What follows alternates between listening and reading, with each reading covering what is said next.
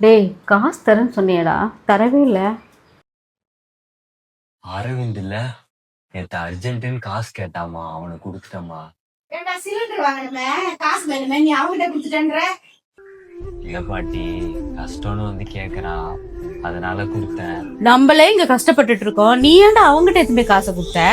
நம்ம நிறைய வாட்டி காசு இல்லாம கஷ்டப்பட்டு இருக்கோமா, நமக்கு கொடுத்து ஹெல்ப் பண்றதுக்கு ஆள் இல்லை. அவனுக்கும் அப்படி இருந்துடக்கூடாதுன்னா அவனுக்கு காசு கொடு. நான் ஃபோன் போட்டு கேட்கறேன் இரு.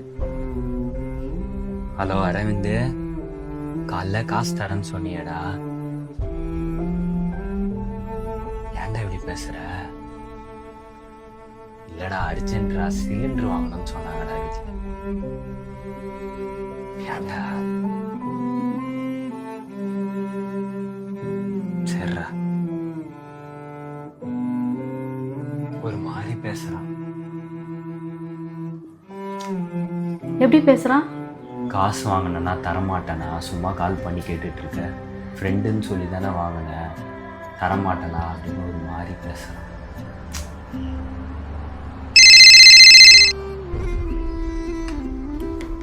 ஹலோ,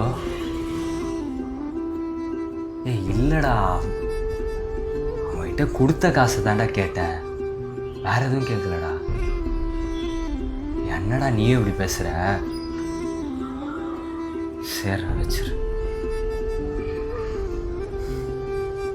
அவனுக்கு ஃபோன் பண்ணி சொல்லியிருக்கான் போல இன்னொரு ஃப்ரெண்டுக்கு. அவன் கால் பண்ணி கேட்குறான், அரவிந்த்கிட்ட காசு கொடுத்து ஏன்டா இப்படி கேட்டுக்கிட்டே இருக்க அப்படின்னு.